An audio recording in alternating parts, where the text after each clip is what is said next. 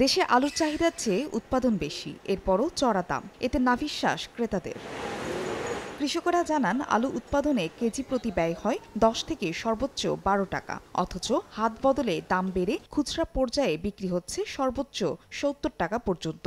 এজন্য খুচরা বিক্রেতারা দায়ী করছেন পাইকারি বিক্রেতাকে, আর পাইকারি ব্যবসায়ীরা দুষছেন হিমাগার সিন্ডিকেট তথা মজুতদারকে। ক্লাস্টারের ভিতরে সিন্ডিকেট আছে, সিন্ডিকেট অভাব নাই, মাল শর্ট দেখার জন্য মালের দাম বেড়ে গেছে।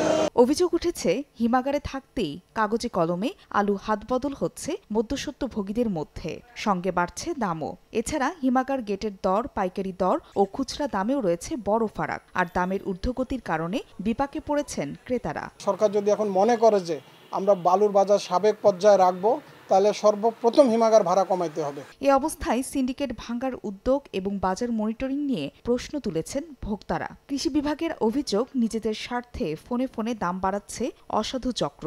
65-66 কেজি হয়ে গেছে আলুর দাম। আলু মানুষ কিভাবে চলবে?